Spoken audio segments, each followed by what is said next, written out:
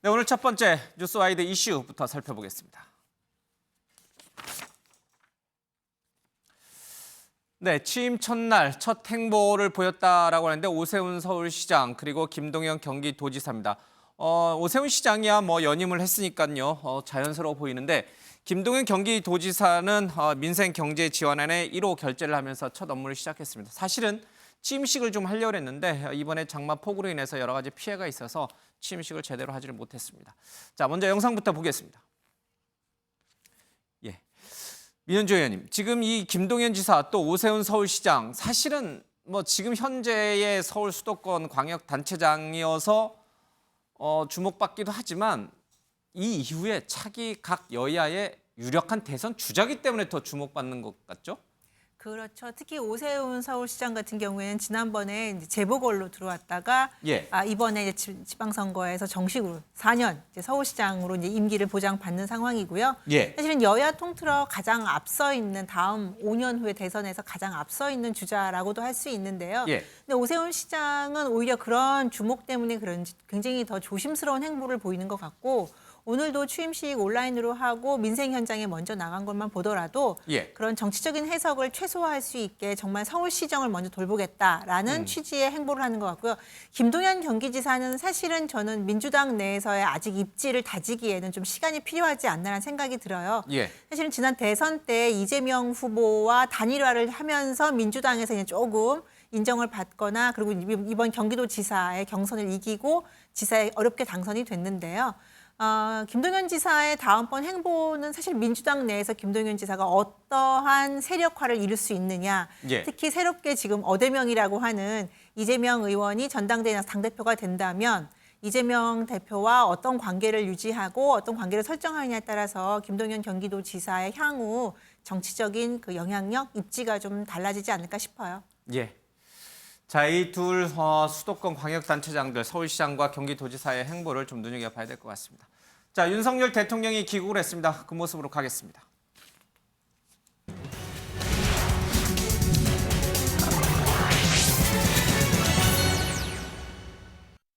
네, 윤석열 대통령이 3박 5일간의 나토 정상회의 참석 방문 순방을 마치고 오늘 귀국을 했습니다. 여러 가지 해야 될 얘기들이 좀 많이 있습니다. 이 김건희 여사의 귀국 옷차림도 화려하고요. 여러 가지 얘기들이 좀 쏟아질 것 같습니다. 먼저 영상으로 모아봤습니다. 어제 잘 쉬셨습니까? 자,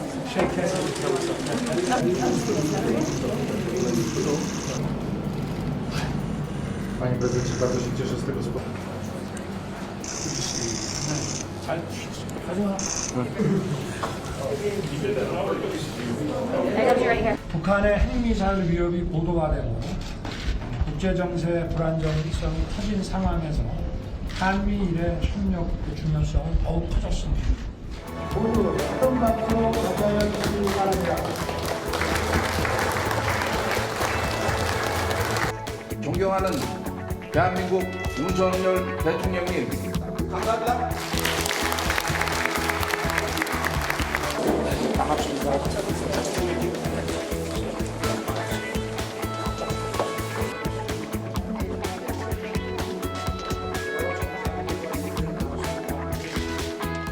한국에 투자하거나 교육하는 과정에서 어려운 점이 있으시면 허심탄회하게 말씀해 주십시오. 적극적으로 개선하겠습니다. 경제인들이야말로 양국 협력의 최일선에 계시는 분들입니다. 네, 윤석열 대통령의 3박 5일간의 나토 방문 일정을 조금 요약을 해보도록 하겠습니다. 우리 정상으로는 처음 나토 정상회의에 참석을 했다는 의미가 좀 있을 것 같고요. 여러 정상들이 모여 있기 때문에 16건의 외교 일정을 소화했습니다. 그리고 4년 9개월 만에 한미일 정상회담을 해서 북핵 문제와 관련된 논의를 좀 이어갔고요. 그다음에 이 원전, 세일즈 외교도 좀 했던 그런 것도 성과로 꼽힐 수 있습니다. 김건희 여사도 활발한 외교 활동을 벌였습니다. 단독 일정 3건을 소화했고요. 항상 이 옷 위에는 이제 태극기, 배지를 좀 스스로 달았습니다. 여러 가지 드레스 코드가 언제 화제가 되기도 했죠. 자, 여권에서는 기대 이상의 성과를 거뒀다 이렇게 극찬을 하고 있고요. 야권에서는 외교 망신을 당하고 왔다 뭐 이렇게 노룩 악수했던 모습도 좀 있고 그다음에 눈을 감은 사진이 나토 홈페이지에 열린 것도 빗댄 모양인 것 같습니다. 윤 대변인. 네. 그냥 항상 이제 정상들이 이제 해외에 나가면 여권은 굉장히 부풀리고 야권은 굉장히 깎아내리고 이게 늘 반복되는 패턴이긴 합니다. 제가 봤을 때는 그냥 정상으로서 또 영부인으로서 할 도리를 하고 왔는데 여권에서는 기대 이상의 성과다라고 그냥 풍선을 붕붕 띄우고 야권에서는 외교 망신을 당했다라고 그냥 아주 깎아내릴 대로 깎아내립니다. 이 별로 이렇게 국민이 공감할 수 있는 평가가 아닌 것 같다는 생각이 이건 제 주관입니다. 앵커 주관이 이렇게 강해서는 안 되는데 어떻게 평가하세요?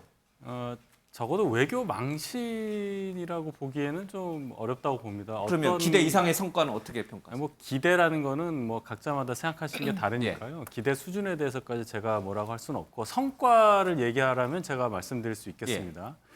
기본적으로 나토라는 곳에 정상회담에 초청돼서 갔다. 그것은 이제 우리나라도 다른 역외 아시아 태평양이 아닌 유럽권에서조차 우리의 힘을 필요로 한다는 그렇게 큰 나라가 됐다는 인정을 받은 거 아니겠습니까?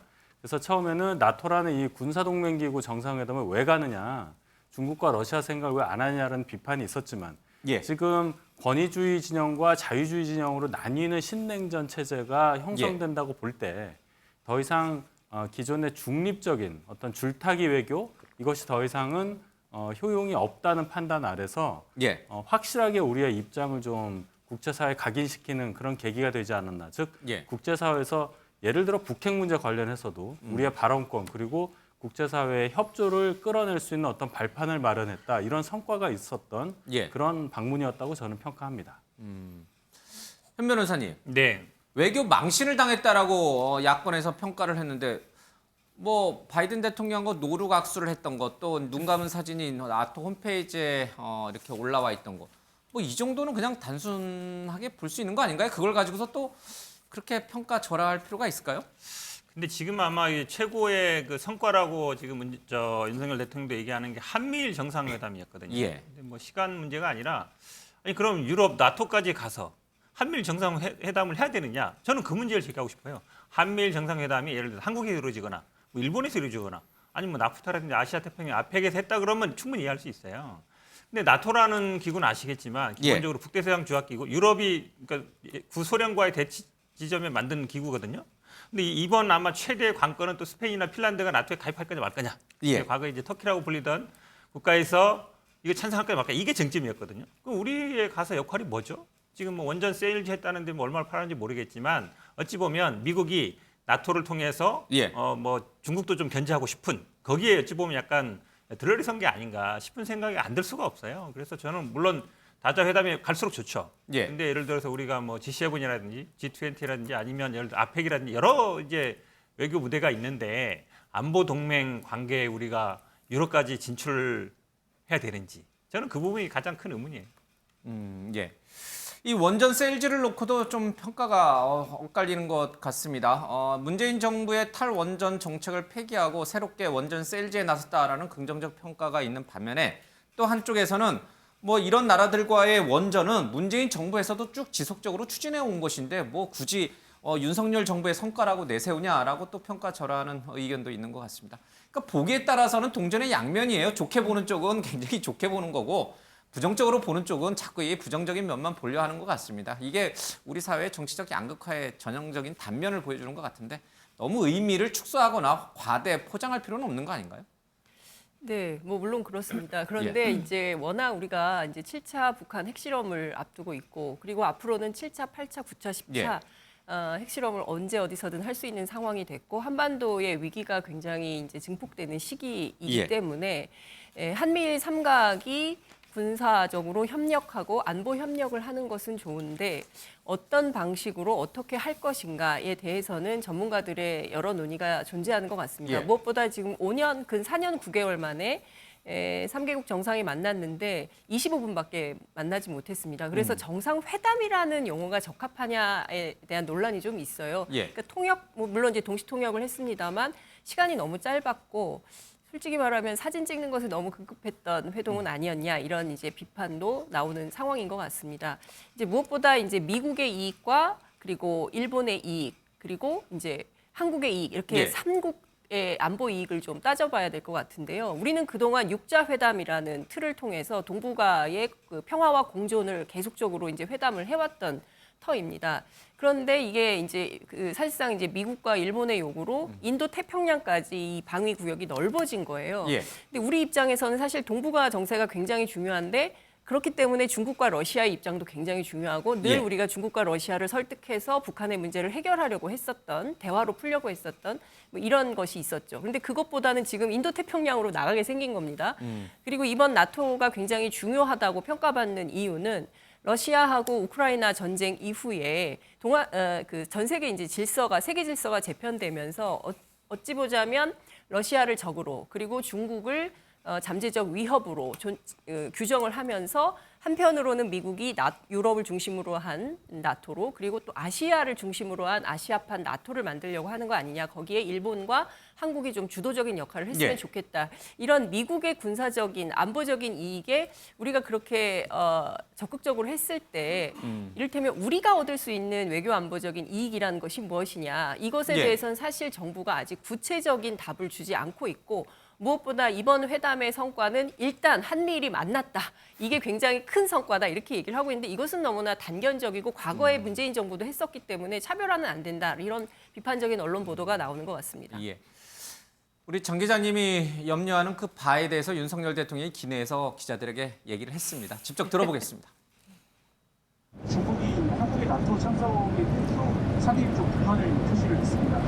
우리가 보편적으로 추구해야 하는 가치와 국내 사회 규범이든 국제 관계에 있어서의 규범이든 다 함께 지켜야 되는 규범과 이 가치를 지켜야 된다고 하는 그런 정신을 가지고 과거사 문제에 대해서 일본은 아직 우리에게서 일방적으로 해법을 요구하는 상황입니다.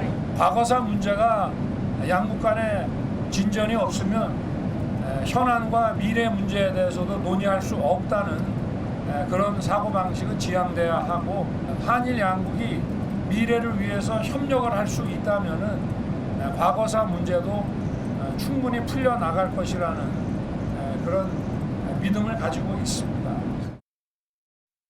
예, 이제 출범한 지 50일 정도가 지났으니까요. 외교적으로 어떤 평가를 받을지는 조금 더 시간을 갖고 좀 나중에 평가를 다시 해봐야 될 것 같습니다. 지금으로서는 우려되는 바도 있고 또 잘하는 바도 분명히 있으니까요. 자, 이번 이 나토 방문 일정 가운데 김건희 여사의 이 행보도 매우 많은 관심을 좀 받아왔습니다. 첫 공식 행보는 아니지만 그래도 외국을 방문하는 첫 행보였기 때문에 더더욱 관심이 컸던 것 같습니다. 외국 영부인들과 함께 사진도 좀 찍고 만나기도 하고 스페인의 주요 장소들을 방문하기도 좀 했습니다. 외교적 행보와 관련해서 눈길을 끌었던 것은 이 옷차림, 드레스 코드였는데요. 뭐 굉장히 화려합니다. 그래서 박지원 전 원장은 이런 표현을 했습니다. 다른 외국 정상 영부인들과 비교해서 꿀리지 않는다. 이런 표현까지 좀 썼습니다. 예, 굉장히 뭐 화려한 패션이었고요. 자, 이 마지막 날에는 노란색의 이 하늘색 옷을 입었는데 우크라이나 국기를 연상한다. 이런 이제 해석도 좀 나왔습니다. 실제로 그런지는 잘 모르겠습니다. 맞나요? 이거 우크라이나 때문에 의도적으로 입으신 의상인가요? 글쎄요, 저도 김건희 여사랑 직접 얘기는 안 해봤지만 그런 메시지를 줄 수 있는 배색인 거는 거꾸로 같아요. 해야죠. 여기 노란색이 밑으로 오고 이게 위로 가요. 너무 또 그러면 그래서 너무 티나요? 보통 사실은 이제 여성들이 옷을 입을 때 저런 배색을 잘 하기가 쉽지는 않거든요. 굉장히 명시도가 높은 배색인데 그래서 언론에서 이렇게 나온 건 저는 사실 괜찮은 평가라고 생각을 합니다. 그런데 예. 김건희 여사 이번에 이제 순방 처음이죠. 해외 외교 예. 순방은 처음인 길인데 저는 박지원 전 원장의 평가에 상당히 동의를 합니다. 그러니까 뭐 어떤 측면에서든 외국에 나갔을 때 특히 대한민국을 대표하는 대통령의 부인 아니겠습니까? 저희가 예. 더 이상 영부인이라는 표현은 안 쓰지만 대통령의 부인으로서 외국 정상들과 함께 있을 때 그런 당당한 모습 그리고 뭐 패션이든지 아니면 어떤 다른 제스처라든지 그것이 뭐랄까요 평균치보다 좀 더 앞서가는 모습들을 보였을 때 국민들은 사실 자부심을 느끼게 돼요. 예. 어떤 모습이었든지 간에. 그래서 저는 그 부분에서 이번에 김건희 여사의 첫 번째 해외 순방은 사실 합격점 이상이다라고 저도 개인적으로 평가합니다. 합격점 이상이다. 그럼 직접 보고 와서 불합격이라고 생각하는 현근택 변호사 얘기 좀 들어보겠습니다. 제가 보고 오진 않았고요. 아니 영상 보고 오겠다. 영상 틀어주십시오.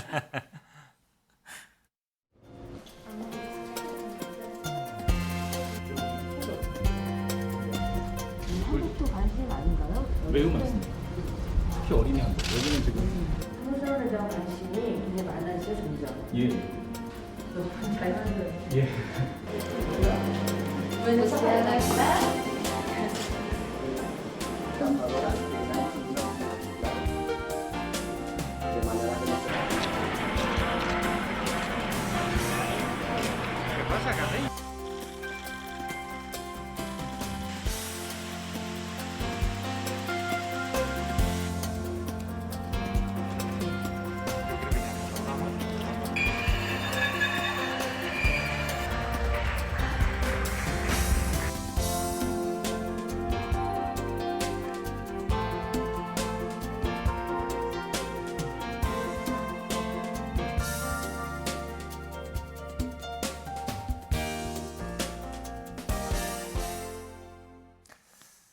네, 지금 영상으로 좀 봤습니다. 이 김건희 여사의 이런 행보가 합격점 이상이다라고 이제 민현주 전 의원은 평가를 하셨고, 뭐 우리 현근택 변호사께서 부정적으로 평가하는지는 한번 지금부터 들어보겠습니다. 대신에 같은 당에 있는 이 더불어민주당 의원들은 구석에서 초라한 모습을 보였다 이런 식으로 이제 부정적 평가를 냈기 때문에 제가 이제 그렇게 선입견을 갖고 우리 현 변호사님의 발언을 예측을 했는데 어떻게 평가하세요? 정말 구석에서 초라한 모습 보이고 말 실수하고 행동에 실수하고 그래서 기대 이하였다 이렇게 보시나요? 여러 가지 이슈는 있었죠. 뭐 이렇게 뭐 악수하기 전에 뭐 왔다 갔다 한다든지 예. 아니면 뭐 지금 저 사진은 잘 보이는데 안 보이는 데도 굉장히 많았더라고요. 그다음에 뭐 이런 게 있었는데 그거는 예. 뭐 큰 문제는 아닌 것 같고, 근데 저는 이런 문제를 얘기하고 싶어요. 그러니까 지난번에 이제 수행원 문제라 됐을 때에도 그러면 예를 들어서 뭐 수행을 누가 한다든지 공식적으로 활동을 하겠다든지 대통령 부인 다른 정상 다 오지 않습니까? 그러면 본인이 그 전에 했던 말들을 뒤집게 되는 거예요. 어쨌든지 간에 조용한 내조를 하겠다 그러면 그거는 얘기는 해야 되는 거거든요. 근데 은근슬쩍 지난번에도 보면 그냥 뭐 수행원들 저 제2부속실 안 둔다 그러는데 수행원 두고 어쨌든 다녔거든요. 그리고 이번에도 어쨌든 같이 간 거예요. 갔으면 그러면 저는 윤석열 대통령이든 아니면 뭐 어디서든지 간에 정상 활동하겠다. 우리가 선거 과정에 얘기했던 거는 어쨌든 좀 뒤집기도 죄송하다. 그 얘기 하면 되거든요. 근데 아무 얘기 없이 그냥 은근슬쩍 이렇게 뭐 다 그런 거 아니야? 이렇게 가버리면 기존 했던 말에들은 시간이 되는 거 아닙니까? 그래서 저는 이 논란이 저도 사실은 근데 옷 입는 거라든지 아니면 뭐 이런 것들 너무 관심 갖는 거는 저는 그렇게 좋지는 않다고 봐요. 왜냐하면 약간 이제 여성으로서 대성한다는 느낌이 들기 때문에. 예. 그런데 공식적인 입장 발표는 반드시 필요하다 이렇게 보고 있습니다. 그러면 김건희 여사가 조용한 내조를 하겠다라고 했던 과거 발언을 처리하고 또 윤석열 대통령도 제2부속실을 다시 부활시키겠다라고 말하면 민주당은 환영의 논평을 낼 겁니까? 왜 말 바꾸게 하냐라고 또 부정적 논평을 낼 아무 겁니까? 논평 안 하겠죠. 근데 논평 안 어쨌든 그래도 그렇게 공식적으로 예. 어쨌든 뭐 수행원도 두고, 왜냐하면 지금도 어쨌든 부속실은 없는 거 아닙니까? 수행하는 예. 분이 공식적으로는 없는 거거든요. 그러니까 그러면 혼자 가지는 않았을 거예요, 분명히. 그때 하는 일이 있을 거란 말이죠. 그러니까 약간 이상한 상황인 거죠. 그렇다 본다 그러면 제가 보기에는 공식적으로 뭐 부속실을 두든 아니면 그리고 활동을 하겠다 이렇게 얘기하는 게 기본적인 예의다라고 보고 있습니다. 예, 현 변호사님이 뭐 지금 민주당의 대표는 아니시지만 그래도 이렇게 부활시키라고 이렇게 긍정적인 신호를 주니까 이 김에 부활시키시죠. 부활시키고 전담 조직 두고 뭐 야당이 부정적 논평 안 한다고 하니까.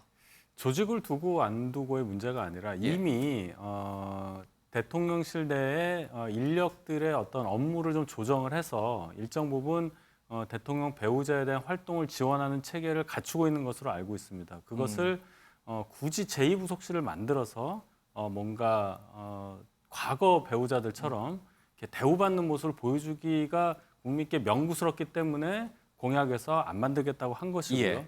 조용한 내조 자꾸 말씀을 하시는데 저는 그 의미가 어떤 대통령 배우자가 중심이 돼서 무엇을 기획을 해서 예. 뭐 행사를 하거나 이런 걸 안 하겠다는 뜻으로 저는 생각을 했습니다. 이 정도 정상회교 가는데 배우자가 동행하고 하는 것은 조용한 내조의 범위 바깥이라고 저는 생각은 안 들어요. 예. 알겠습니다. 뭐 장 기자님도 할 말씀 있으세요? 네. 예. 저는 이제 패션에 대해서 과도한 주목을 하는 것은 뭐 옳지 않다라고 말씀을 하셨지만 국민들이 관심이 있으니까 보는 거고 언론사는 그렇기 때문에 더 보도량이 늘어나는 거고 뭐 이렇다고 생각합니다. 그런데 한 가지 제가 말씀드리고 싶은 것은 대통령의 배우자, 대통령의 부인은 사실은 뭐 선출직은 아니지만 그래도 그에 준하는 정치 행위라든가 정치적인 평가를 받기에 마련인 건데요. 사실 우리가 뭐 메르켈이라든가 버니 샌더스라든가 이런 분들이 뭐 슈퍼에서 뭐 장보고 이런 걸 보면서 그러니까 보편적인 국민들이 동의할 수 있는 수준에서의 행동 뭐 이런 것들이 나와야 되는데 그냥 일반 평범한 워킹맘들이 이렇게 볼 때는 과도하게 화려하고 과도하게 옷을 좀 자주 갈아입는 것이 아니냐 그런 측면에서는 저는 부정적인 생각이나 여론 흐름도 있을 수 있다 이런 점은 좀 참조하시는 게 좋지 않을까 싶습니다. 예, 알겠습니다. 이제 국내에서는 또 어떤 행보를 김건희 여사가 이어갈지 벌써부터 주목이 좀 되는 것 같습니다. 자, 이 지지율을 좀 하나 살펴보도록 하겠습니다. 지금 윤석열 대통령의 지지율을 보면요. 부정응답이 계속 올라가고 있고 긍정응답이 좀 내려가고 있죠. 그럼 뭐 저희가 여러 차례 계속 보도를 해드렸고요.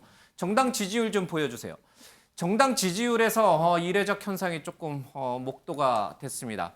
자, 민주당의 지지율이 국민의힘 지지율을 추월을 했습니다. 이거 뭐 미디어 토마토라는 회사에서 조사를 한 것이긴 한데 그래도요 이 지지율이 이렇게 역전되는 지지율은 최근에 이제 다시 처음 보이는 지지율이어서 좀 관심이 좀 갑니다.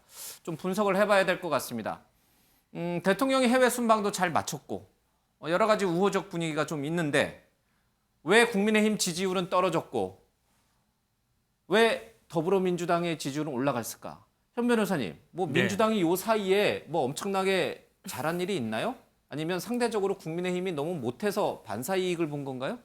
어느 쪽으로 평가하시나요? 그 국민의힘이 떨어진 이유는 있죠, 분명히. 있어요. 당내 내분이 있으니까. 잠시 뒤에 우리가 다루겠지만. 그렇죠. 예. 민주당 올라갈 이유는 저도 잘 모르겠어요. 사실은 민주당이 최근에 뭘 잘하고 있거나 그렇게 보지는 않거든요. 이 그래프 뭐죠, 그럼? 그러니까 상대적인 것 같아요. 그러니까 사실 어찌 보면 두 합이 거의 비슷하잖아요. 예. 두 합이 비슷하거든요. 85 정도로. 그거는 어찌 보면 약간 상대성인 것 같은데 그나마 이제 민주당이 뭐 특별히 안 하고 있으니까 그나마 뭐 좀 더 나아 보이는 거나 이렇게 볼 수 있는데 사실 제가 한번 민주당도 해석을 해볼까요? 한번 해보세요. 예. 국민의힘이 최근 이준석 당대표 문제 때문에 굉장히 부정적인 기사와 제목의 내용들이 많이 노출이 됐죠. 네네. 민주당도 이재명 대표 당대표 출마를 놓고 시끄럽지만 상대적으로 언론 기사 노출 빈도라든지 양은 이준석 국민의힘 쪽보다 훨씬 적었어요. 부정적 기사가 훨씬 적었어요. 그래서 민주당이 잘한다라고 국민들이 착각한 거 아닐까요? 그러니까 그런 얘기도 해요. 당원들도 가만히 있으니까 지지는 오른다. 뭔가 하면 지지는 오히려 떨어진다. 언론의 기사가 안 나면 지지를 오른다. 예, 그러니까 그게 어찌 보면 약간 우픈 현실인데, 그러니까 민주당이 이제 야당이 됐는데 이제 야당다운 행동을 해야 되거든요. 어떻게 맞아요. 민생이라든지 올라야 가야 되는데. 되는데, 그렇죠. 그러니까 야당으로서 역할을 해야 되는데 정부 여당을 견제하고, 그럼 일단 뭐 개헌도 해야 되는 것이고, 그 다음에 뭐 인사청문회도 하고 야당을 역할을 해야 되는데, 지금 이제 여야는 바뀌었지만 민주당이 과연 야당 역할을 하고 있느냐 이 얘기가 굉장히 많거든요. 그래서 어찌 보면 지지는 오르고 있지만 제가 봐도 뭐 자력으로 오르는 것 같지는 않습니다. 굉장히 웃고 있지만 슬픈 지지율 상승이다. 이렇게 결론을 낼 수도 있겠군요. 알겠습니다. 제가 너무 적나라하게 얘기를 했습니다. 예. 그렇다고 이제 국민의힘은요. 뭐 떨어지는 너무 명확하죠. 왜 자꾸 이렇게 떨어지는 걸 알면서도 계속 떨어지는 행동들을 계속 이어가는 이유는 뭡니까?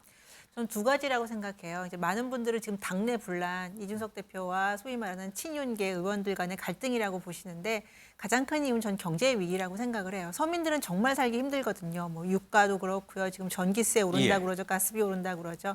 지금 인플레이션이 엄청나고 주식시장도 불안정하고요. 그런데 사실은 정부 여당이 대안을 마련하지 못하고 있어요. 거기에 대해서 지금 당장은 사실 이 위기는 윤석열 정부가 들어서 생긴 위기는 아닙니다. 문재인 정부 때부터 지금 축적돼 있었던 그런 문제들과 위기 상황이 지금 이제 본격적으로 터지고 있는 상황인 거죠. 그러니까 50일 지났는데도 그 말씀하시면 그 언제쯤 지나면 이제 문재인 정부랑 아니요, 문재인 정부 상관없다는 5년 내내 이명박 박근혜 정부 탓했는데요.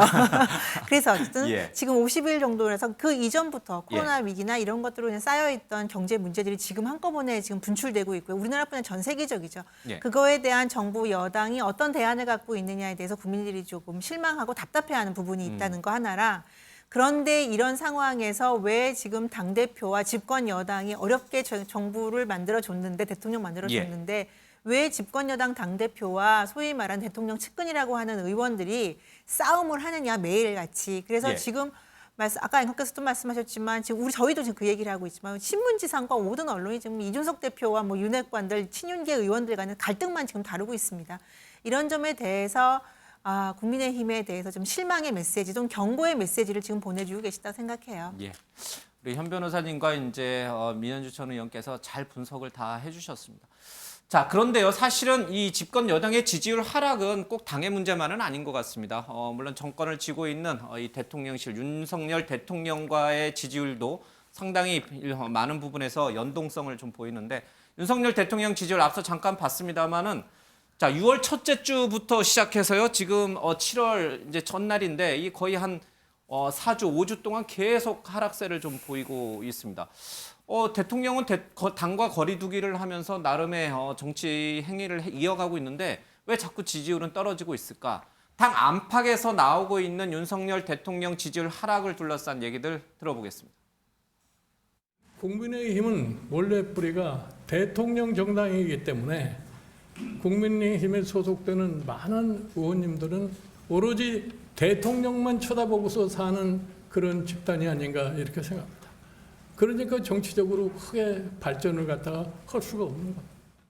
민생이 지금 얼마나 어렵습니까? 한 가정을 꾸려나가고 자기 한 몸 앞가림 하는데도 국민들이 힘들어서 지금 숨이 턱턱 막히는 상황인데 그 일과는 동떨어진 일들로 집중하고 싸운다라는 게 국민들로서는 저는 못마땅한 걸 넘어가지고 매우 이거는 분통이 터지는 일이라고 생각합니다. 공약을 실천하기 위한 방안을 머리를 짜야 할 시간에 서로가 이제 뭐 패거리가 돼서 서로 우왕좌왕하고 이러는 모습 참 이거 어떻게 보면 배신감까지 느끼거든요. 이런 모습을 국민에게 보이는 게 국민들이 얼마나 지금 실망을 하겠어요. 우리 당원들은 지금 배신감을 느낀다는 거죠. 저들만의 이 당이냐. 네, 국민의힘에 대한 내부의 쓴소리도 좀 들어봤습니다. 윤석열 대통령의 지지율 하락과 관련해서 여러 가지 요인들을 분석하는 언론들이 좀 많이 있습니다. 경제 불황 얘기를 꼽는 경우도 좀 있고요. 또 이준석과 여권의 갈등이 대통령 지지율 하락에 영향을 미쳤다는 얘기도 있습니다. 인사 논란도 있고 김건희 여사의 부정적 행보에 대한 부정적 의견들도 대통령 지지율 하락에 이어진다고 봅니다. 윤 대변인께서는 이 가운데 대통령 지지율에 가장 부정적으로 영향을 미치고 있는 요소들이 뭐라고 보십니까? 4개를 찝으셨는데요. 아까 민현주 의원 말씀하셨다시피 2가지입니다. 경제 불황. 어쩔 수 없습니다. 전 세계적인 현상이긴 하지만 집권 여당이기 때문에 안고 가야 되는 문제고요. 이준석 대표를 중심으로 한 저희 당내의 갈등이 거기에 이제 더 가속화시키는 역할을 했다고 볼 수밖에 없는데 이 부분이 참 안타깝죠. 저희 내부에서 일어난 일이기 때문에 뭔가 이거를 어떻게 해결할 방법도 사실 없어요. 윤리위원회가 날짜를 정해서 뭔가 절차를 하겠다고 계속 하고 있기 때문에 아직 그 날짜까지 일주일 가까이 더 남았습니다.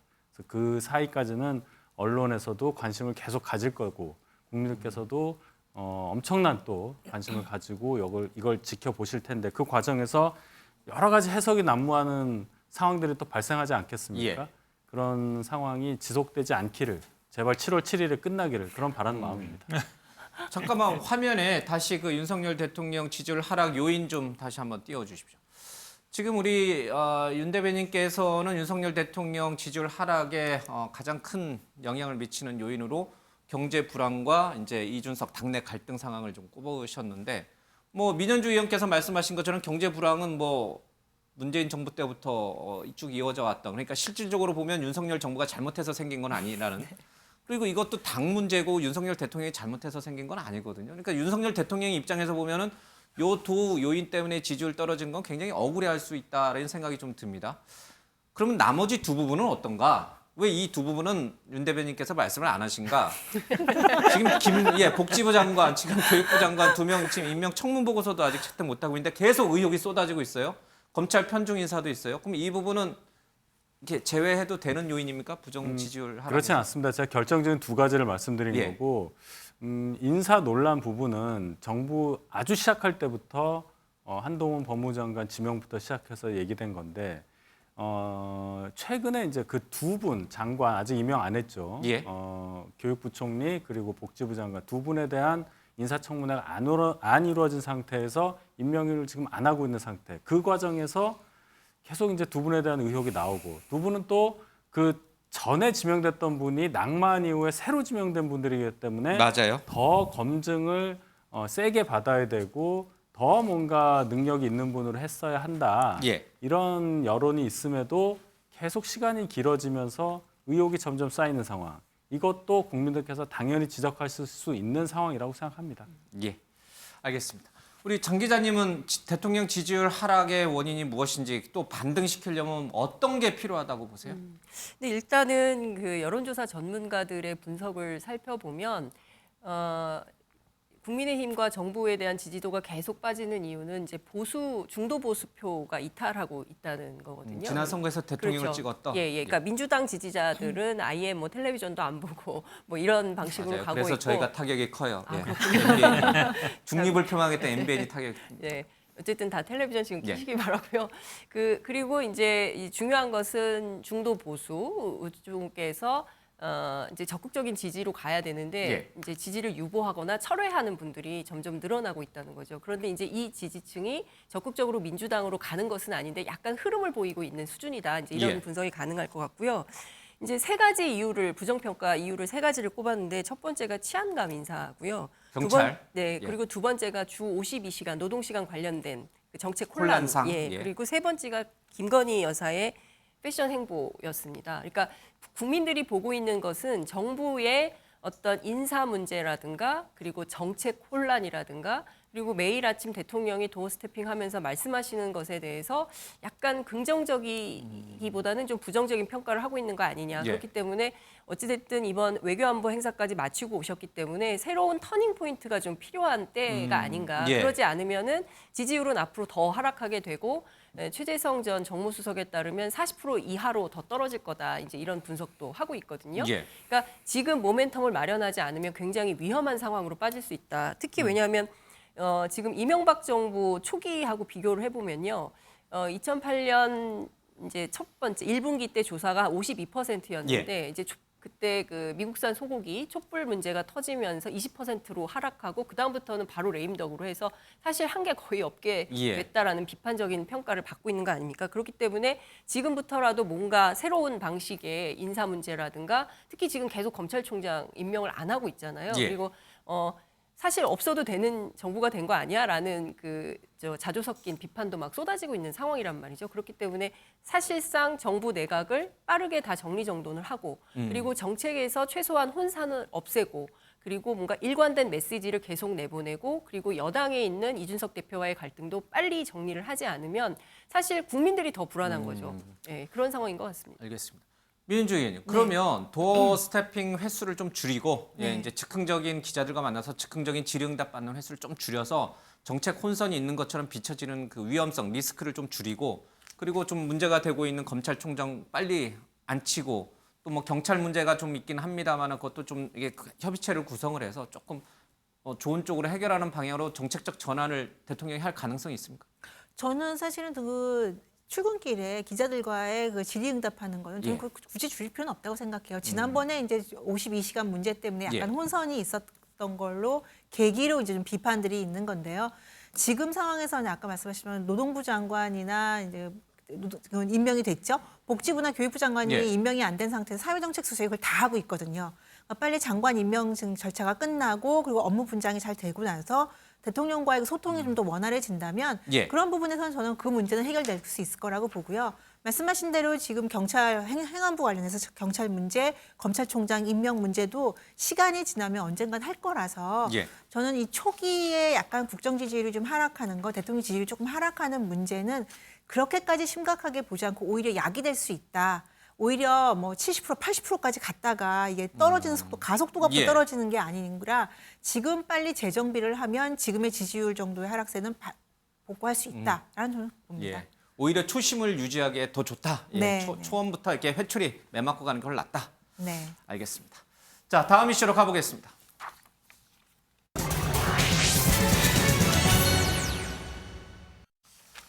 네, 앞서 윤석열 대통령의 귀국 모습을 보였는데 출발할 때, 그러니까 이제 환송할 때랑 좀 다른 장면이 하나 있습니다. 다른 한 분이 등장을 했습니다. 이제 바로 이준석 당 대표가 윤석열 대통령의 귀국장의 모습을 드러냈고 환송할 때 있었던 권성동 원내대표의 모습은 보이질 않고 있습니다. 권성동 원내대표는 특사 때문에 이제 외국을 갔기 때문에 자리에 없었고요. 초대받지 못해서 논란이 됐던 이준석 대표가 오늘 귀국장의 모습을 좀 보였습니다. 자, 매우 좀 이례적인 것인지 아니면 너무 자연스러운 것인지를 잘 모르겠습니다. 한번 얘기 듣고 가겠습니다.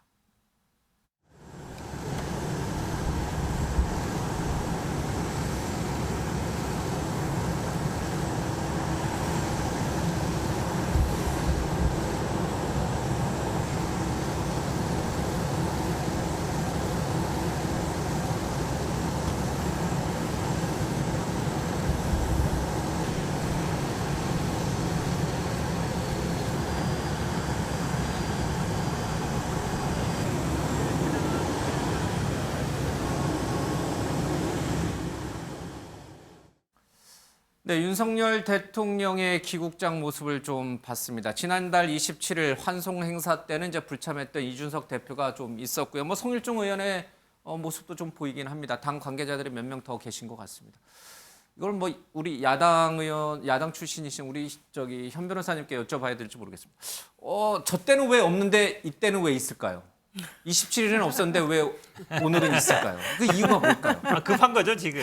누가 급한 건가요? 아니, 급한 사람이 가게 돼 있잖아요. 이준석 대표가 지금 예. 뭐 비서실장도 관뒀죠. 어쨌든 비서실장도 뭐 윤석열 대통령하고 친한 분으로 알려져 있지 예. 않습니까? 윤석열 대통령이 오히려 비서실장 하라고 권했다는 얘기도 있을 정도면 당 대표와 이제 대통령 사이에 어쨌든 이제 가교 역할을 하던 분인데 그만뒀으면 당연히 모든 언론이 그렇게 해석하고 있잖아요. 이제 예. 드디어 윤석열 대통령이 이준석 대표를 손절을 했나 보다. 이렇게 해석하고 있잖아요. 그러면 당연히 지난번에 사실은 갔을 때에도 오늘 가는 것도 미리 일정이 잡히진 않았다는 거잖아요. 보통이면 원래 갈 마음이 있었으면 당대표 일정은 전날 나오지 않습니까? 예. 미리 다 알게 되고 기자들 공지가 되거든요. 근데 갑자기 잡은 거잖아요. 그만큼 마음이 급한 거죠. 그러니까 지난번에도 오히려 가는 게 약간 정상이죠. 보통은 뭐 대통령 첫 방북일 경우에는 당대표 나가지 않습니까? 근데 그날 뭐 가식을 싫어하고 뭐 다른 일정 얘기하지만 그때 오히려 좀 안 간 게 좀 이제 눈밖에 났나 보다 이렇게 생각할 수 있는 것 같고 그러니까 오늘 아마 일정이 없이 급히 간 것 같은데 과연 이제 얼마나 저게 과연 이제 효과가 있겠느냐 그건 아마 우리 윤희석 대변인이 더 잘 알 것 같습니다. 윤 대변인님. 네. 그러니까 이제 우리 현 변호사 말씀대로 마음 급한 사람이 뭐 이제 숭늉 우물을 먼저 찾기 마련인 건 너무나 지극히 당연한 것이긴 한데 그러면 이준석 대표가 오늘은 내가 나가겠다, 공항에 나가겠다라고 했을 때 대통령실에 있는 관계자들이 굳이 안 나와도 되는데 왜 나오시지라고 생각했을까요? 아니면 당연히 오셔야죠, 웰컴, 환영입니다 이랬을까요? 여당 대표가 대통령 귀국길에 환영하러 나가는 것을 뭐 누가 오지 말라고 하겠습니까? 지금 이 얘기가 나오는 것이 지난번에 가실 때는 안 나왔고 왜 이번엔 나왔느냐는 얘기인데 사실은 현 변호사 말씀하셨다시피 여러 가지 당내 사정이 있어서 그런 거 아니냐라고 다 추측을 하시는 거고 대중이 그렇게 추측하면 또 그게 맞는 수가 있는 겁니다. 근데 지난번에 사실은 안 나갔을 때 이 대표가 환송할 때 안 나갔을 때 다들 아무리 뭐 올 필요 없다고 했었다 하더라도 여당 대표가 나간 게 맞았다는 의견이 중론이었습니다. 아마 그런 의견을 이준석 대표가 받아들여서 환송 때는 못 나갔지만 환영 때는 나간 거 이렇게 결정하지 않았나 이렇게 생각합니다. 우리 윤 대변인이 보실 때 마중 나온 이준석 대표를 바라보는 윤 대통령의 얼굴 표정은 환해 보여요? 아니면 약간 당황하는 끼가 있어 보여요? 당황까지 하겠습니까? 일단 본인을 환영하러 나오는 사람에 대해서 당연히 환한 표정을 짓는 환한 거죠. 표정을 짓는다? 네네. 일간의 대통령이 이제 순방 중에 국내 언론에서 많은 분석 기사 쏟아진 게 뭐냐면 윤 대통령이 이제 이준석 대표와 거리두기에 들어갔다. 그래서 비서실장도 이제 관둔 것이고 뭐 등등의 해석이 있었는데 그거와는 전혀 관계없이 이제 환한 표정을 짓고 계신다. 네. 다시 관계 정립을 다시 해야 되네요. 자, 이준석 대표와 윤석열 대통령은 다시 가까워진 겁니까? 글쎄 제가 보기에는 꼭 그렇지만은 않을 수 있겠다라는 생각이 들고요. 무엇보다 다음 주로 예정된 이준석 대표의 징계 문제가 제일은 핵심이 아닌가 싶습니다. 그리고 징계를 앞두고 당정 대협의가 있는 걸로 아는데 당정대에서 당정협의로 바뀐다는 얘기도 있어요. 예. 그렇기 때문에 사실상 대통령실과 원래는 대통령실 그리고 정부 그리고 여당이 함께 정책 협의를 해서 예. 현안 특히 이제 경제 정책과 관련된 매우 민감한 현안들에 대해서 논의하고 민생 대책을 세워서 빨리빨리 발표를 좀 해줘야 되는데 그래야 국민들 입장에서는 여러 가지 문제들이 해결될 수 있다는 신호를 받을 예. 수 있는데 지금 상황에서는 도대체 자기들 집안 싸움 하느라고 국민들이 어떻게 살고 있는지 너무 내팽개치고 있는 거 아니냐. 우리는 국민은 관심 없는 거 아니야라는 이제 아우성이 여기저기서 들리고 있는 거 아닙니까? 예. 그렇기 때문에 사실은 지금으로서는 좀 정리가 좀 필요한 것이기 때문에 대통령 입장에서도 사실 저는 그 윤 대변인님 말씀에 적극적으로 공감하거든요. 대통령 첫 해외 순방 일정인데 어떻게 여당의 대표가 뭐 아무리 뭐 바쁜 예. 대통령을 모시는 것보다 더 바쁜 일정이 있을 수가 있을까요? 여당 대표가 저는 좀 그거는 난센스였다고 생각을 하고 그거는 아무리 둘러대려고 해도 이준석 대표가 정말 잘못한 행동이다 이런 비판을 예. 받을 수밖에 없다고 생각을 합니다. 자, 이준석 대표가 오늘 공항에 나가서 윤석열 대통령을 마중 영접했다 하더라도 두 사람의 관계가 그러면 완전히 지극히 정상으로 돌아간 것인가? 이제 많은 분들이 고개를 갸우뚱하고 있는 것 같습니다. 그렇다면 두 사람은 언제부터 좀 꼬이기 시작했을까? 자, 두 사람의 과거 인연을 저희가 한번 좀 분석을 해봤습니다. 지난 대선 전에 이 윤석열 대통령이 당시에 검찰총장을 물러난 뒤에 정치에 입문할까 말까 장고에 들어갈 때가 있었습니다. 그때 이준석 당대표가 이런 말을 합니다. 8월에 버스가 떠나니까 빨리 들어오려면 빨리 들어와라. 버스에 빨리 올라타라 라고 압박을 하게 됩니다. 그러니까 윤석열 당시 민간인 입장에서는 굉장히 장고를 거듭하고 있는 상황에서 당대표라고 하는 사람이 압박을 가하니까 썩 기분이 좋았을 리는 없겠죠. 공교롭게도요. 이준석 대표가 지방 일정을 간 사이에 당에 입당하는 그런 일이 있었습니다. 그리고 언론에서 많은 분석 기사가 있었죠. 그리고요. 한참 대선이 치러지던 와중에 당대표가 화가 났는지 두 차례 당을 떠나서 선거운동을 안 하겠다 이랬던 적이 있습니다.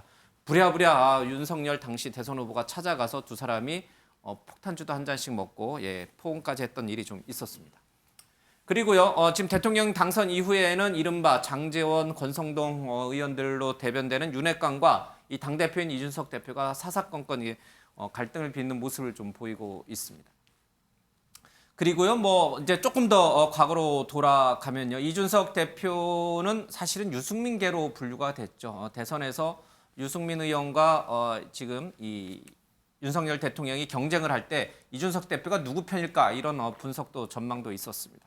선거 낙승 예상했지만 사실은 0.7%포인트의 아주 신승을 거두면서 이준석 대표의 정치 감각에 문제가 있는 거 아니냐 뭐 이런 얘기도 좀 있었고요. 어쨌든 김은혜 지금 경기도지사 후보를 놓고서도 이 단일화 반대는 당시 뭐 당선인 대변인을 했기 때문에 친윤계다 이렇게 분류가 돼 있는데 강용석과 단일화 문제에 대해서 이준석 대표가 쓴소리를 하면서 불편한 점도 있었습니다. 뭐 여러 가지 사건들이 쭉 있었습니다. 저희들이 모아봤습니다. 자, 이 가운데 어떤 게 가장 결정적인 요인이었을까? 하나하나 다 누적이 됐을 텐데 영상 보고 와서요. 우리 네 분의 얘기를 들어보겠습니다. 너 이러다가 안철수 서울시장 되고 윤석열 대통령 되면 어떡하냐 이렇게 얘기하더라고. 지구를 떠야지. 윤석열 대통령 되면 이준석은 국회의원 된다. 아니, 그죠. 난 그전에 당대표 될 거예요.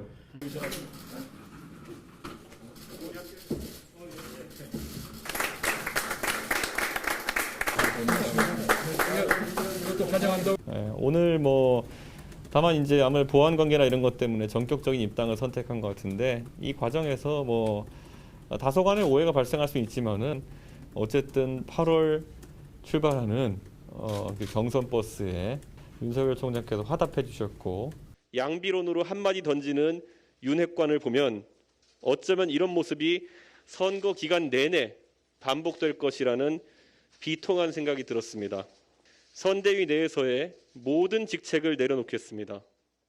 결국엔 나중에 이제 그때까지 마음을 정하지 못하셨던 분들이 이제 결국 그 투표 성향을 정하게 되면은 많게는 한 10%까지 차이 날 수 있다 이런 생각하고 있습니다. 소위 단일화라고 이야기하는 것은 좁은 의미에서 여론조사 방식의 단일화를 의미합니다. 근데 지금 안철수 후보가 놓인 처지나 이런 것을 봤을 때 그런 방식은 가당치가 않습니다. 그 가로세로 연구소라는 곳에서 우리 대통령에 대해 가지고 선거 개입 의혹이라는 타이틀을 대문짝만하게 당해가지고 방송을 했습니다. 그렇기 때문에 이것은 당 차원에서는 묵고할 수 없는 상황이다 이렇게 판단하고 있습니다. 그래서 김은혜 후보의 그런 선전에 경의를 표하고 무엇보다도 감사하게 생각합니다.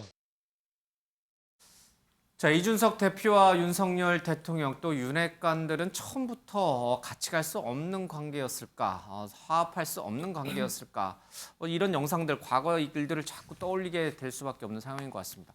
민현주 의원께서는 언제부터 이 윤석열 대통령과 이준석 대표의 이 길이 달라졌을까요? 그래서 윤석열 대통령은 아마 나는 그렇지 않아라고 말씀하실 것 같아요. 당연히 그렇게 말씀하실 이준석 거예요. 대표도 그렇지만 두 분 다 통합을 지향하니까요. 네. 네, 제가 개인적으로 예. 봤을 때는 저는 저 두 번째에 그 당을 그래서 대선 캠프에서 이탈했을 때 이준석 대표가 예. 그때 윤석열 선대위 대통령이 이직을 내려놨을 그렇죠. 때. 그때 이제 윤석열 후보였죠.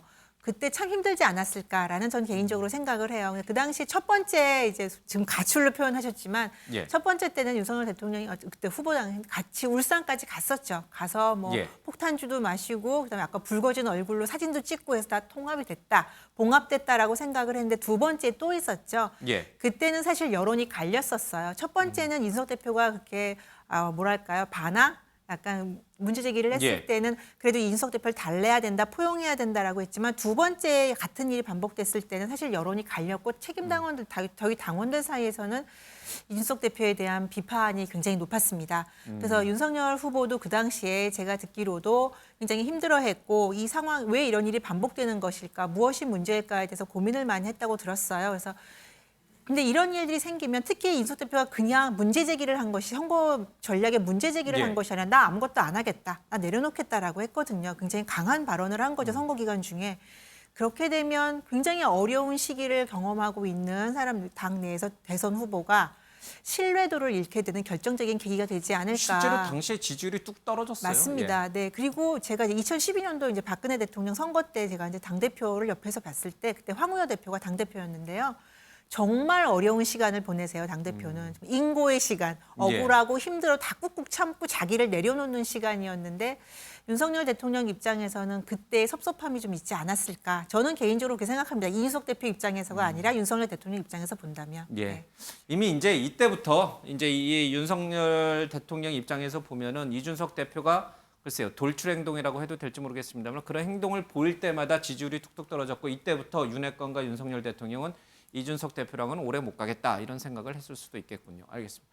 윤 대변인은 어떻게 보세요? 어느 장면이 가장 결정적으로 두 사람이 한 배를 탈 수 없는 운명이 됐던 그 시기였을까요? 뭐 한 배를 타지 않는다는 표현보다는 예. 이제 갈등의 단초가 어디냐, 제가 돌이켜 보면 아무래도 입당 시기였던 것 같아요. 그때는 빨리 버스에 올라타라. 그렇죠. 이제 이 버스는 출발한다. 기다려주지 않는다. 이렇게 당대표가 얘기를 하고 예. 당시에 정치 시작한 지 얼마 안 돼서 입당조차 하지 않은 그 민간인 신분의 윤석열 당시 후보라고 해야 되나요? 어쨌든 민간인, 예. 민간인이었죠. 예. 검찰총장을 벗었으니까. 제가 이제 그때부터 이제 도와드렸는데 그 입당하는 과정에서 있었던 일들이 결국 보면은 소통의 부족이 굉장히 많았다고 생각합니다. 그래서 결과적으로는 이 대표가 서울에 없는 가운데 입당을 하게 되는. 그래서 저 사진에 보면 왼쪽 사진에 보면 이 대표가 없지 않습니까? 예. 이런 상황이 시작이라고 저는 봐요. 그러니까 서로가 서로에게 뭔가 탓을 할 수는 있겠죠. 그런데 얼마든지 좋은 그림으로 할 수 있었던 입당식 또는 입당 과정이 뭔가 감정 싸움으로 점철이 되면서 예. 국민들께 또 당사자들에게도 뭔가 좀 불편한 그런 기운이 있는 가운데 치러졌다는 거, 거기서부터가 시작이 아닐까 이렇게 생각해 봅니다. 근데 제가 이게 여러 여야 정치인들 보면은 막 이렇게 카메라에 불 들어오면 막 싸우다가도 카메라 불 꺼지면 서로 친하고 형님 뭐 소주 한잔 하러 가시죠 이러더라고요. 그래서 어제 적이 오늘의 동지가 되고 오늘의 동지가 내일의 적이 되는 게 정치권이다 이런 얘기들을 늘 하시는 분들인데 그러면 두 분은 한때 조금 소원한 일이 있었지만 다시 동지가 될 수도 있고 다시 친구가 될 수도 있잖아요. 그렇죠? 근데 그건 안 되는 건가요? 저는 쉽지 않을 것 같아요. 왜냐하면 주도권 다툼이 처음부터 매우 치열했다. 그러니까 뭐냐면 이준석 대표가 굉장히 젊은 정치인이고 예. 어찌 보자면 이 그동안 그 국민의힘을 이끌었던 주도권을 쥐었던 그 정치인들에게는 굉장히 낯선 리더십이고 좀 받아들이기 힘든 리더십이고 굉장히 불편한 리더십이죠. 그렇지만 어찌됐든 젊은 정치인이 우리 당을 위해서 새로 왔으니 어떻게든 화합해서 함께 해야겠다는 생각으로 노력을 많이 했는데 그 결과나 공이 늘 엉뚱한 방향으로 튀었던 거죠. 예. 그러니까 실망감이 쌓이는 거고 저 사람하고는 같이 하기 어렵겠다라는 것이 여러 가지 사연들이 계속 켜켜이 싸우면서 예. 드디어 오늘까지 이런 상황에 다음 주 7월 7일이라는 운명의 날까지 오게 된 것이 아닌가라는 생각이 예. 좀 들고요. 지금으로서는 제가 보기에는 그 리더십의 차이가 너무 크고 그리고 주도권 다툼은 계속 격렬해질 수밖에 없고 특히 이준석 대표 입장에서는 내가 윤석열 대통령을 만들었다 이렇게 생각할 수도 있을 거예요. 예. 근데 윤석열 대통령 입장에서는 무슨 말도 안 되는 소리야. 특히 국민의힘 중진이나 이 당에 오래 계셨던 분들은 예. 무슨 말도 안 되는 소리야 이런 생각을 할 겁니다. 그렇기 때문에 그 입장 차이가 너무 커서 앞으로 해결하는 데는 상당히 오랜 시간이 걸리지 않을까 싶습니다. 예. 사실 여기에다가 친명과 친문을 집어넣으면 딱 대잡인데요. 그렇죠? 민주당을 저희가 자료화면이나 영상을 준비를 안 해서 제가 현 변호사님한테 물어볼 수가 없네. 뭐 민주당 얘기하셔도 좋습니다. 딱 이 관계인지 아니면은 이 관계랑 친명 친문 관계는 다른 것인지. 아니 저긴 대선을 이겼고 저희는 대선 졌기 때문에 같을 수가 없죠. 왜냐면 여당 대표와 대통령 관계고 이게 당내 문제이기 때문에 같을 수가 없고 예. 저는 근데 윤석열 대통령과 이준석 대표 이 스타일이 너무 달라요. 달라도 아시겠지만 이제 윤석열 대통령 같은 경우에는 뭐 형님 리더십이라고 하지 않습니까? 본인 형님 동생하고 소주 한잔하고 이렇게 어찌 보면 되는 건데 본인한테 쓴소리하거나 본인한테 대들거나 뭐라고 하는 거는 잘 안 받아들이는 것 같아요. 인사도 보면 다 어쨌든 본인한테 충성했던 친윤 멤버들로 이루어져 있거든요. 예. 근데 이준석 대표는 스타일이 들이받으면서 약간 형님이 자충우돌? 아니죠. 그러니까 기존의 기득권을 갖고 있는 사람한테 자꾸 들이받으면서 본인의 정치적 영향을 키워왔거든요. 싸움 딱 스타일. 그렇죠. 약간 그런 스타일이기 때문에 예를 들어 이준석 대표가 완전히 이제 윤석열 대통령한테 숙이거나 아니면 그래서 형님 동생 하게 되면 풀려요. 근데 그럴 일은 없을 것 같아요, 별로. 이준석 대표 그러면 이제 정치적으로도 본인이 끝이라고 생각했기 때문에 또 윤석열 대통령이 저렇게 계속 들이받고 있는데 그래도 귀여운 동생이니까 봐줄게 이렇게 할 것 같지는 않거든요. 그래서 두 분은 저는 아마 이 선거 과정에 틀어진 가장 크다고 보는데 물론 이제 선거 결과가 좋게 나왔으니까 임시 봉합은 됐지만 앞으로도 제가 보기 쉽지는 않다. 왜냐하면 윤석열 대통령이 이준석 대표와 좋게 지낸다 해서 본인한테 플러스 될 것 같지도 않고 이준석 대표 입장에서도 내가 갑자기 이제 윤회관 들어간다 해서 내가 어떤 자리를 차지할 것 같지도 않고 그 딜레마 상황은 아마 5년 내내 계속 될 것 같습니다. 알겠습니다. 이준석 대표의 윤리가 7월 7일로 예정이 돼 있죠. 시계바늘이 째깍째깍 가면서 여러 가지 이 불리한 이준석 대표의 불리한 증언들 얘기들이 계속 나오고 있습니다. 특히 이제 이 성접대 의혹을 성접대를 했다라고 지목이 돼 있는 아이카이스트의 김성진 대표의 변호인 김소연 변호사. 저분도 만만치 않으신 분인 것 같아요. 정치권에서 그런 얘기가 흘러나옵니다. 저분의 주장 폭로가 계속 이어지고 있습니다. 2013년 성접대가 있었던 해인데요. 의혹이 이제 제기됐던 해인데요. 2013년 7월, 8월을 포함해 2016년까지 총 20회 이상 이 대표를 접대했다라고 이 접대 제공자인 이 아이카이스트 김성진 씨가 변호인을 통해서 얘기를 했다. 이렇게 얘기를 하고 있습니다. 박근혜 전 대통령 시계를 줬다라는 얘기도 있고요. 박근혜 전 대통령을 만나게 해주는데 결정적 역할을 했다. 이런 주장도 좀 나오고 있는데 이준석 대표는 뭐 그런 일은 전혀 없다라고 이제 정면으로 반박하고 있습니다. 자, 두 사람의 얘기 들어보겠습니다. 2013년 성접대가 어떻게 되면 공소시효에 해당이 안 될 수 있는 건지. 오늘 2013년 7월 11일하고 7월 18일 것까지밖에 못했는데 저희가 우리가 리스트 정해준 게 2014년 12월 20일까지 한 열 몇 번인데 지금 수사기관, 그러니까 경찰에서 제시한 게 2016년까지거든요. 그래서 다 합치면 한 20몇 번이에요. 그래서 이걸 다 이제 포괄 일제로 볼 경우에는 공소시효 문제는 뭐 전혀 문제될 게 없습니다. 오늘 김성진 대표가 이제 경찰 수사 조사를 받는다고 하는데 혹시 대표님께서도 좀 그런 경찰 측 요청을 받으신 건 전혀 경찰 측의 요청을 받은 바가 없고 저는 뭐 해당 인물이 뭐 어떤 이야기를 할지도 모르겠는 게 어제 해당 인물의 변호사가 이야기했던 뭐 시계 이야기라든지 이런 것들은 뭐 시계의 그 제작 시점이라는 걸 봐서도 말이 안 되는 거라고 어제 다 이미 이야기 나왔기 때문에 뭐 나오는 이야기들이 꼭 100% 사실에 입각한 얘기들은 아닐 것이다 이런 생각을 합니다. 예.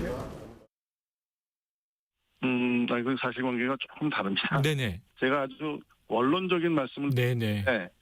그게 어떻게 그 징계 반대. 징계에 반대하는 것처럼 네. 저는 뭐 이준석 대표를 옹호하는 것처럼 그렇게 해석이 되는지 저도 이해가 안 되는데요. 네네. 아마 그렇게 말씀하시는 분들은 이준석 대표 징계해야 되는데 증거가 타고난 넌 왜 징계한다는 말을 하지? 예. 이런 생각으로 그렇게 말씀하시는 거 아닌가? 네. 저는 뭐 그렇게 생각하고요. 한 여론조사가 있었는데 이준석 대표를 징계해야 된다는 응답이 좀 절반을 좀 넘긴 것 같습니다. 뭐 그런데 그렇다고 해가지고 여론조사로 징계 여부를 결정할 건 아니니까요. 명확한 증거가 있고 또 명확한 잘못이 있어야지만 당 윤리위도 징계를 하는 것이니까요. 여론조사는 그냥 참고로만 보시면 될 것 같습니다. 이제 변호사시니까요. 제가 여쭤보겠습니다. 지금 김소연 변호사, 김성진 씨의 그 변호인과 이준석 대표의 주장이 굉장히 엇갈리고 있거든요. 그래서 누구 말이 더 사실에 부합하는지를 저희로서는 알 수가 없습니다. 당 윤리위가 양쪽의 주장을 듣고 어떻게 결론을 낼지 모르겠습니다. 우리 현 변호사님이 보시기에는 어느 쪽 주장이 더 설득력이 있습니까? 당 윤리위에서 아마 이 뭐 김소연 변호사나 김성진 대리인을 불러서 물어볼 것 같지는 않습니다. 왜냐하면 이제 윤리위원은 지금 성적 접대를 받았느냐 이게 쟁점이 아니에요. 예. 그 증거를 그건 없애기 이제 위해서 무혐의가 낮죠. 예. 그렇죠. 그 증거를 없애기 위해서 뭐 그 각서를 쓰고 그거를 지시했느냐. 증거인멸. 그렇죠. 증거인멸 여부. 법적으로 뭐 증거인멸 되지는 않아요. 근데 어쨌든 거기에 관여했느냐 안 했느냐 이제 그게 이제 윤리에서는 쟁점인 거고 여기에서는 이제 지금 부분은 저 말씀처럼 이게 그 당시 이제 공무원은 아니니까 뇌물죄는 아니거든요. 이제 알선 수재 때는 될 수 있는데 똑같이 7년입니다. 근데 만 2013년만 되면은 이제 공소시효가 지났잖아요. 근데 2016년까지 되면은 7년 하면 2023년까지니까 공소시효가 남은 거죠. 예. 저거를 다 20회 이상 포괄일지라 그러면 여러 개를 하나로 이렇게 볼 수 있다라는 부분인데 결국은 아마 뭐 진술로 할 것 같지는 않고요. 증거로 결국 할 수밖에 없습니다. 그럼 그 당시에 예를 들어서 뭐 뇌물장부 뭔가 했으면 이제 보통 써놓는 분들이 있거든요. 이제 쓰는 것도 이제 나중에 쓸 수 있으니까 예. 그럼 결국은 그 당시에 뭐 카드 내역이라든지 아니면 제3자 증인 그 당시 그 자리에 있었던 그러니까 이해 당사자들 말고 그 당시에 뭐 접대를 받았다면 접대를 했다는 사람이라든지 아니 이 사람들 제3자들의 증언 제가 보기에 그게 중요한 요소가 될 수 있습니다. 그래서 제가 보기에는 김성진, 이준석 두 사람 대화보다는 제3의 인물들 객관적인 증인들 아니면 그 당시에 있었던 자료, 물증 같은 거 그런 게 제가 보기에 나온다 그러면 뭐 약간 이준석 대표한테 불리하게 돌아갈 수 있다고 보고 있습니다. 이 아이카이스트 김성진 대표는 박근혜 전 대통령을 몹시 만나고 싶어 했던 것 같죠? 시계도 갖고 싶어 했던 것 같죠? 박근혜라고 이름 새겨진 시계도. 그거를 좀 이준석 대표에게 부탁을 했는데 이준석 대표가 뭐 잘 아는 의원 또 기업인을 통해서 만나게 해주겠다라는 얘기도 했고 또 시계도 처음에는 구할 수 없다고 했다가 이제 시계를 이제 구해다 줬다. 이런 게 이제 지금 김성진 씨 측의 주장이고 이준석 대표는 절대 그런 일 없다라고 하고 있습니다. 근데 지금 화면에 나오고 있습니다만 실제로 박근혜 전 대통령이 아이카이스트 김성진 대표를 만났어요. 그렇죠? 박근혜 시계도 차고 있고요. 아닌가요? 정확히 제가 지금 화면 안 줘. 예, 그 부분은 조금 수정을 하겠습니다. 자, 어떻습니까? 이런 정황들은 누구 말에 더 신빙성을 주는 건가요? 저 화면만으로는 알 수가 없는 건가요? 글쎄요. 근데 어찌됐든 저 정도까지 대통령이 직접 간 행사가 마련이 됐기 때문에 예. 경찰 조사를 이준석 대표도 다시 받아야 되지 않을까라는 생각이 좀 듭니다. 그러니까 예. 지난번에 무혐의 됐던 것과는 좀 다른 새로운 증거들이 많이 나오고 있고 더 많은 자료들이 준비돼 있다는 게 김소연 변호사의 주장이기 때문에 예. 어찌됐든 최근에 김성진 대표가 참고인 자격으로 조사를 받았기 때문에 그러면 이준석 대표에 대해서도 조사가 피할 수 없는 현실이 되지 않을까 싶고요. 윤리위원회 결정 여부와 별도로 경찰 조사도 불가피한 거 아닌가라는 생각이 좀 듭니다. 그래서 사실관계를 분명하게 하지 않으면 이 사건 마무리가 안 될 것 같다는 생각이 좀 듭니다. 예. 뭐 두 분 혹시 더 하실 얘기 있습니까? 저희가 모르는 내용 더 있습니까? 저기 아까 화면에 나왔던 김성진이라는 분이 찾던 시계는 적어도 제가 받았던 박근혜 시계는 아니에요. 네, 그래서 이제 저도 그렇게 안 하는데 좀 정정을 둘이 다르고요. 저렇게 예. 크지도 않고. 그 실물 갖고 계세요, 박근혜 시계? 예, 받았죠. 남녀 한 쌍을 직원들한테 주셨거든요. 그래서 예. 가지고 있는데 제가 확인을 해보니까 1년 번호 없습니다. 1년 번호는 없고 여러 가지로 뭐 1년 번호로 확인을 했으면 좋을 텐데 그럴 수 있는 수단은 없다. 관리할 수 있는 수단은 없었다. 시계를 가지고 그 말씀은 제가 추가로 드릴 수 있습니다. 그러니까 이제 아직은 뭐 받았는지 안 받았는지 또 뭐 형님처럼 아는 기업인이나 국회의원이 정말 소개를 시켜줬는지 안 소개해주는지 전혀 알 수 없다. 알도록 하겠습니다. 자, 그럼 영상 듣고요. 다음 이슈로 가도록 하겠습니다. 대통령을 모실 수 있는 방법에 대해서 그럼 네가 좀 생각을 해봐라. 방법이 있느냐 했더니 이제 구체적으로 두 명의 사람을 들이대면서 어떤 사람을 통해서 자기가 어떻게 힘을 써보겠다 안내를 했고 이제 누구누구 얘기를 했다라고 합니다. 그것에 대해서 자기가 도와줄 수 있다라고 표현을 했고 이게 아마 알선수재의 핵심이 될 것 같습니다. 접대 전에는 시계 갖고 싶다고 했더니 냉랭하더니 접대 받고 나서 다음번에 내려올 때 갖고 왔다 해서 이게 1차와 2차 사이의 얘기인 줄 알았는데 그래서 제가 이제 그렇게 얘기를 한 건데 사실은 알고 보니 그 뒤에도 이준석이 많이 내려왔거든요, 대전에. 그리고 그 시계는 뭐 명백하다라고 합니다. 네. 시계 얘기는 제가 참 당황스러운 게 제가 박근혜 대통령을 그 선거 이후에 그러니까 그 선거라는 건 2012년 12월 19일 선거 이후에 따로 볼 일도 없었습니다. 그리고 제가 청와대에 들어간 일도 없습니다. 박근혜 정부 내내. 그리고 그렇기 때문에 제가 그 시계를 받은 일도 또는 구매할 일도 없었습니다. 그럼 저에게서 누가 어떤 시계를 받았다고 하는 것인지도 의문이고 저도 듣기로는 대통령의 그런 증정 시계라고 하는 것들은 청와대에서 누구한테 줬는지 다 관리한다고 하는데 저한테 준 바도 없을 것이고 제가 누구한테 준 걸 제가 전달받은 바도 없을 것이고 이건 너무나도 간단히 체크가 될 만한 일인데 왜 이런 쉽게 검증 가능한 황당한 주장이 나오는지 참 이해가 가지 않습니다. 예, 저때 박근혜 시계를 받거나 아니면 청와대 들어가려면 이른바 최순실 씨 내지는 문고리 국민방한테 허락을 받아야 되는데 가까운 사이인지는 잘 모르겠습니다. 그분들한테 물어보면 딱 답이 나오는데 알겠습니다.